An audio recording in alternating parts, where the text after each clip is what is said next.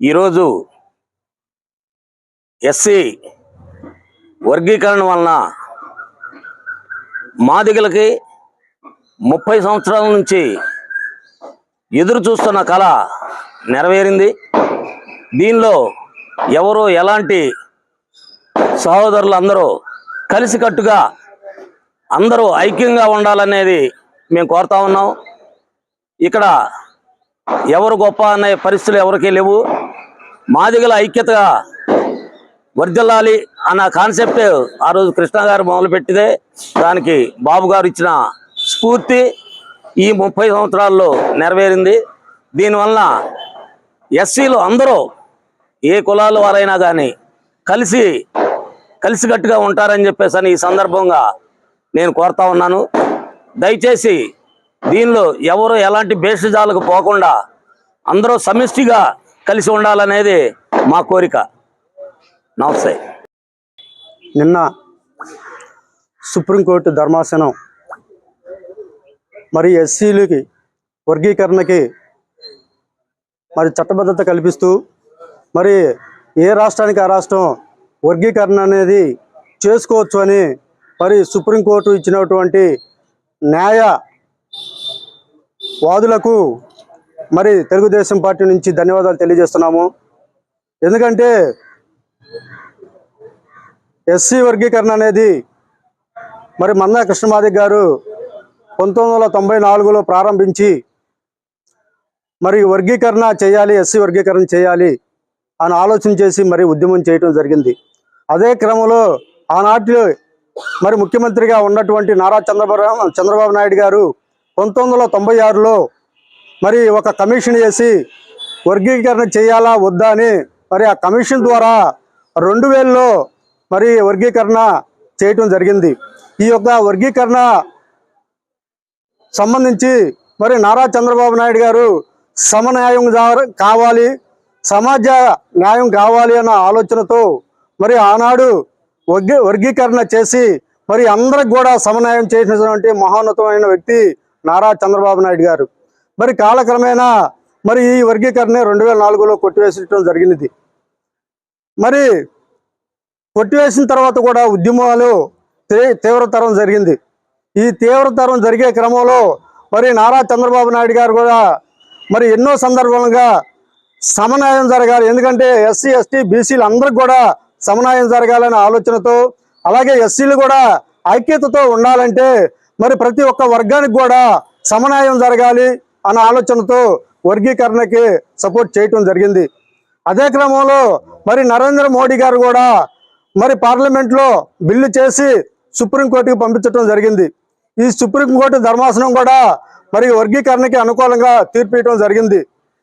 అలాగే మరి నారా చంద్రబాబు నాయుడు 2024లో కూడా మరి ఎన్నికలకు వెళ్ళే తరుణంలో మరి వర్గీకరణ చేయడానికి నేను సిద్ధంగా ఉన్నాను, సమన్యాయం చేయడానికి నేను సిద్ధంగా ఉన్నాను, మరి సమాజ న్యాయం కూడా జరగాలి కాబట్టి మరి నేను కూడా సిద్ధంగా ఉన్నా అని చెప్పి మరి ఆనాడు మరి తెలియజేయటం జరిగింది. దానికి మరి ఎంఆర్పిఎస్ వాళ్ళందరూ కూడా తెలుగుదేశం పార్టీ గెలవడానికి మరి వాళ్ళ వంతు సహాయ సహకారాలు ఇచ్చి మరి తెలుగుదేశం పార్టీకి మద్దతు ఇవ్వటం జరిగింది. కాబట్టి మరి ఈ వర్గీకరణ ఏర్పాటు అవడానికి మరి నారా చంద్రబాబు నాయుడు గారు మరి ముఖ్య భూమిక వహించటం జరిగింది. నారా చంద్రబాబు నాయుడు గారికి మరి మేము కూడా ధన్యవాదాలు తెలియజేస్తున్నాము. ఎందుకంటే ఐక్యతతో ఉంటూ అన్ని హక్కులను సాధించుకోవాలి, అందరికి కూడా సమన్యాయం జరగాలి, అందరూ కూడా ఐకమత్యంగా పోరాటం చేయండి మరి నిన్న కూడా మరి నారా చంద్రబాబు నాయుడు గారు ఎస్సీలందరికి కూడా ఒక పిలిపియటం జరిగింది. కాబట్టి ఇక్కడ ఎవరికి కూడా మరి ఎటువంటి భేదాభిప్రాయాలు లేకుండా ఎస్సీలుగా అందరం కూడా ఉండి ఎవరి హక్కుల్ని వాళ్ళు చెల్లించుకుంటూ మరి అందరం కూడా కలిసి ఉండి మరి రేపు రాబోయేటువంటి కాలంలో కూడా ఎస్సీ వర్గీకరణ మేము ఏకగ్రీవంగా మరి సపోర్ట్ చేసుకుంటూ మేమందరం కూడా మరి నారా చంద్రబాబు నాయుడు గారికి ధన్యవాదాలు తెలియజేస్తున్నాం. అదే క్రమంలో దీనికి మరి ప్రధానమంత్రి గారు కూడా మరి సహాయ సహకారాలు అందించారు. మరి నరేంద్ర మోడీ గారికి కూడా మేము ధన్యవాదాలు తెలియజేస్తున్నాం. అట్లాగే మా కూటమిలో ఉన్నటువంటి పవన్ కళ్యాణ్ గారు కూడా మరి ఈ వర్గీకరణకి సపోర్ట్ చేశారు కాబట్టి నా పవన్ కళ్యాణ్ గారికి కూడా ధన్యవాదాలు తెలియజేస్తున్నాం. Thank you sir. ముందుగా ప్రింట్ అండ్ ఎలక్ట్రానిక్ మీడియా వారికి నా అభినందనలు అండి.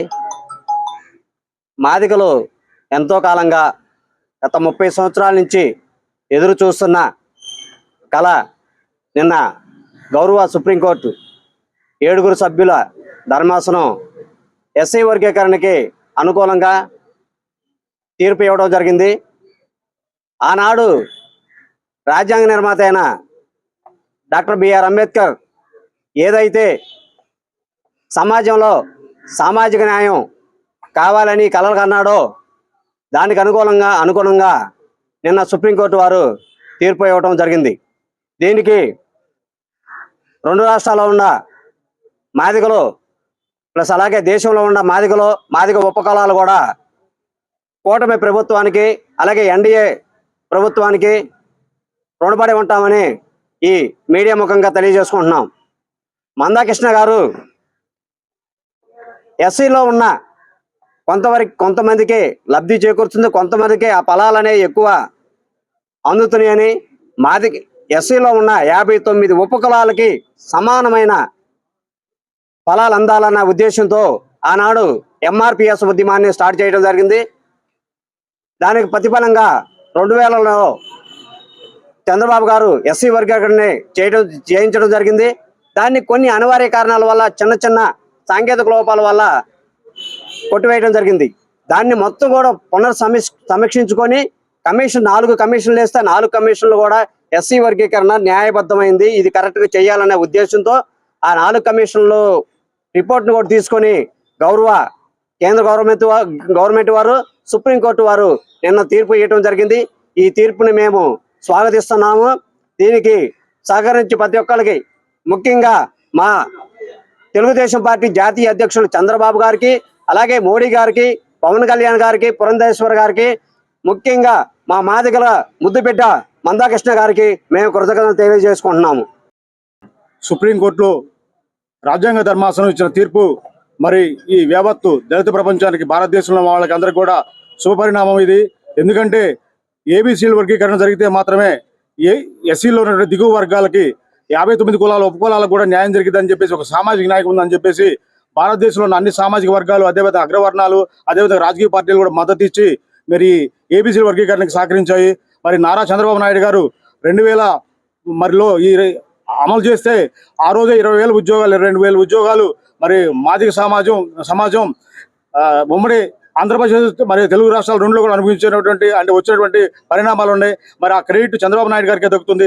ఆ తర్వాత 2004లో ఈ కేసుని కొట్టివేయడం వల్ల హైకోర్టులో సుప్రీంకోర్టుకి వెళ్తే సుప్రీంకోర్టులో కూడా 5 ధర్మాసనం ఇదే దాని మీద తీర్పిస్తూ ఇది చట్టబద్ధం లేదు, అదే పార్లమెంట్లో చట్టం చేయాలని చెప్పారు. అయితే ఈరోజు 2010లో చేసినటువంటి పంజాబ్ రాష్ట్రం చేసినటువంటి ఈ రాజ్యాంగ సవరణ ఏదైతే ఉందో ఏబీసీల వర్గీకరణ లాగానే అక్కడ కూడా ఎస్సీలను వర్గీకరిస్తే అది చెల్లదని చెప్పేసి సుప్రీంకోర్టులో తీర్పిస్తే, హైకోర్టులో కూడా అలానే ఇస్తే వాళ్ళు బాధ్యతగా తీసుకొని పంజాబ్ ప్రభుత్వం మరి సుప్రీంకోర్టులో కేసు చేసి దాన్ని సుదీర్ఘకాలం తీసుకెళ్ళింది. మరి అయితే ఇక్కడైతే ఆంధ్రప్రదేశ్లో మరి ఏదైతే ఉన్నాడో మన జగన్మోహన్ రెడ్డి గారు మరి 2019-24 మధ్య కాలంలో ఒక అడ్వకేట్ని కూడా సుప్రీంకోర్టులో అపాయింట్ చేసి మరి వాదించడానికి అడ్వకేట్ జనరల్ను కూడా ఉపయోగించుకోలేకపోయాడు. ఈ ఏబీసీల వర్గీకరణ చేయడానికి జగన్మోహన్ రెడ్డి పూర్తిగా వ్యతిరేకంగా ఉండి ఒక అడ్వకేట్ కూడా పెట్టలేని పరిస్థితి ఉన్నది. మరి చంద్రబాబు నాయుడు గారు మన ఎన్నికల్లో ఏదైతే ఉన్నదో కూటమి ప్రభుత్వం సపోర్టుగా ఇచ్చి మద్దతు ఇచ్చి మరి ఏబీసీల వర్గీకరణ చేయడానికి మేము బాధ్యతగా తీసుకుంటామని చెప్పేసి ముందుకు వచ్చి, అదేవిధంగా ఈరోజు సుప్రీంకోర్టులో కూడా మరి ఈ విధంగా 7 ధర్మాసనం తీర్పిచ్చి ఏబీసీల వర్గీకరణకు అనుకూలంగా తీర్పు ఇవ్వటం ఏదైతే ఉందో యావత్ దళిత ప్రపంచం కూడా ఏబీసీల వర్గీకరణ వల్ల సంపూర్ణంగా అభివృద్ధిలోకి వస్తారు. దిగువ స్థాయిలో ఉన్నటువంటి అన్ని వర్గాలు కూడా సమన్వయం జరిగిందని ఆశిస్తూ మరి ఏదైతే ఉన్నదో నారా చంద్రబాబు నాయుడు గారికి దీనికి సపోర్ట్ ఇచ్చి మద్దతు ఇచ్చినందుకు ముందుగా తెలుగుదేశం పార్టీ శ్రేణులకు ఆయనకి ధన్యవాదాలు తెలియజేసుకుంటున్నాం.